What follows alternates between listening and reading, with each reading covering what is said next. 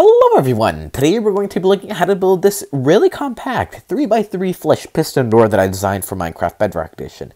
Now, something that I really like about this is that not only is it super easy to build and has nice opening and closing sequences, but there is also no slime or honey on the floors, and there are no indentations on the walls whatsoever. Something that some designs have that I hate, that I despise with a passion, is that the hallway isn't smooth per se. You see, there are some blocks that are missing and it just looks horrible. And so in this design I pretty much want to keep three things, or four: simplicity, compactness, smoothness on the walls, and no slime or honey blocks on the floor. So yeah, that's pretty much what this design focuses on. Now if we look at the redstone, you can see that it's very simple, and it's also quite cheap. Now, of course, I will be teaching you guys how to wire this up to a dust key, so you can properly hide this in your worlds. But anyways, let's get on with the tutorial. So, for this build, you are going to need 15 sticky pistons, normal pistons, 1 redstone comparator, 2 redstone repeaters, 18 pieces of redstone dust, 1 observer, 4 redstone blocks, 4 slime blocks, 2 honey blocks, 1 lever, 14 pieces of obsidian, a stack of blocks, and 1 transparent block, which I have chosen glass. And you're also going to need 1 furnace and 14 rubbish blocks that stack up to 64. I am, of course, using Iskal's favorite. Keep in mind that you can obviously swap the honey for the honey. I'm sorry, I meant the honey for the slime. There we go. Anyways, let's grab this and begin the tutorial. So you are going to start off by mining out to the area where you want your 3x3 door to be. We're going to place it right here. And you're going to start off by placing a temporary block right there, and 3 sticky pistons just like that, of course with blocks on their faces. You can remove this. Now you're going to place 2 rows of blocks, and then a row of redstone blocks, and of course a temporary block right here. And there are going to be 3 more sticky pistons facing upwards, which will of course have the redstone blocks on their faces. Now instead of removing this, we're going to actually place a block below it before doing so. And here we're going to power most of our pistons. So go ahead and build up something like this and put redstone everywhere. Now what you're going to do is place a piston facing upwards, and then 1, 2, 3, 4, 5, 6 blocks. And on the 7th block, we are going to have our furnace with the 14 rubbish blocks. Again, this is Iskal's favorite. Now go ahead and place a solid block right there, a redstone comparator right there, going into a block. And above that redstone comparator, we will have a piece of glass. Now you're going to place in 2 pieces of redstone dust, and these are actually going to be going into a block, and below that block we will have the normal piston. Now what's going to happen is that when we close the door, this is going to extend, and because this piston will stay extended, this one will not be able to re-extend until that one retracts, which will pretty much cause the top part of the door to close. Now you're going to place in a block there, a redstone repeater set to 1 tick, and then blocks there, redstone dust here, and we're going to place in 6 sticky pistons facing downwards just like this. Now these are going to be our double piston extenders, which are kind of like the most difficult part, but it's actually pretty simple, which comes to show how simple this door really is. Now you're going to place in blocks right here. This is pretty much so that the redstone lines don't bleed with each other. And over here, what you're going to do next is place in 3 immovable blocks. You have to place them here because when the door retracts, actually let me demonstrate, it's so that the pistons that are right here don't actually push the door and it messes everything up. So these are very important. Do not forget them.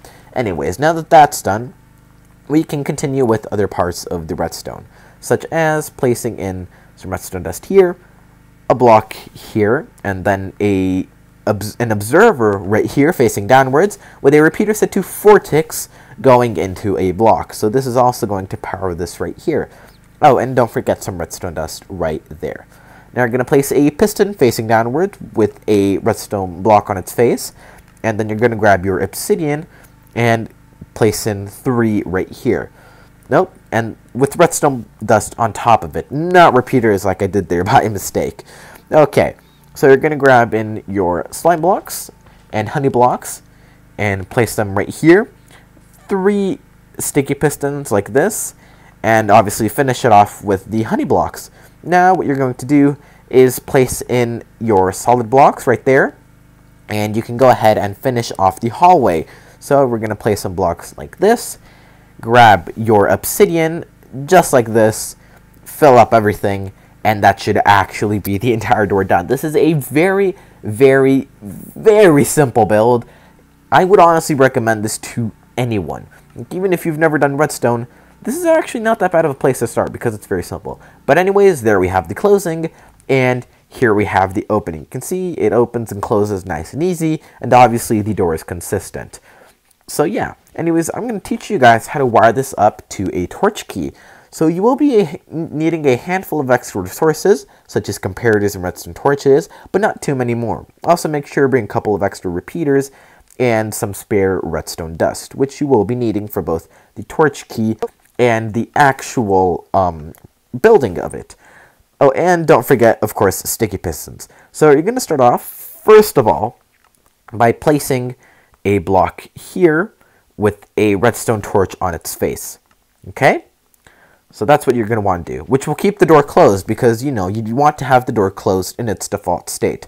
So when we'll place the torch key, it'll pretty much keep this block powered for a certain amount of time, and then after a while it will retract. So start off by placing a comparator here and a comparator here, and you're going to place in blocks like this, and this is going to be the pulse extender. Now you're going to find the place for your redstone dust key. And I feel like I was saying torch key, but I meant to say dust key all along. My apologies for that mistake. Anyways, you don't have to build this next to it. It can be very far away. We could build it all the way out here if we really wanted to, but for simplicity's sake, we're going to keep it right next to it.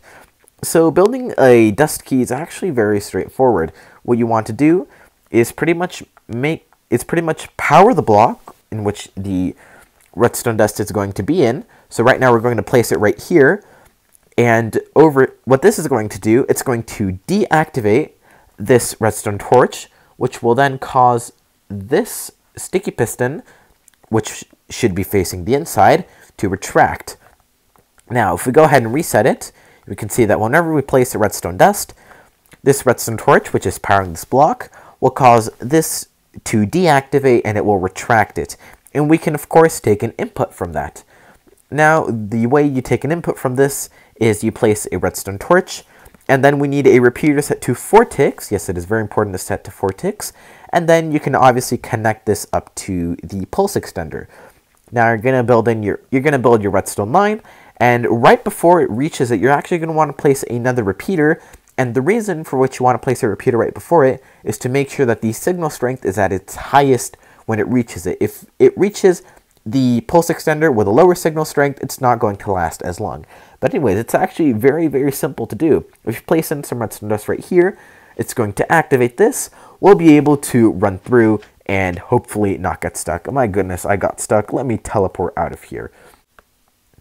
Okay, I got out of here with teleporting commands. They're very useful. Everyone should have them. But you may be wondering, what do you do if you're on the other side? Well, we need to start off by building up the hallway. And once that is done, what we are going to do is place in a button. A button is the easiest way of doing this. So grab yourselves a button. That is the weirdest way of grabbing a button. But we're going to place it right there. Make sure it is not next to these pistons because it will cause it to break.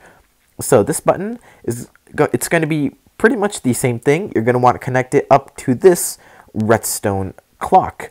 Or pulse extender, sorry, not a redstone clock. Two very different things, and I feel like I should already know that considering that I have an entire YouTube channel based off of redstone. Okay, so placing that there and some redstone dust here. Basically, all we did was just connect this up to the pulse extender. So now when we press the button, it's going to open up the door and we can walk through. And we can obviously get back in by placing some redstone dust right there, and it closed the door. But that's pretty much going to sum up this video. I hope you guys found it useful. If you're having any issues with the pulse extender or anything, feel free to ask me questions. But that's going to be it for today's video. Thank you guys so much for watching, and I will see you all next time. Bye!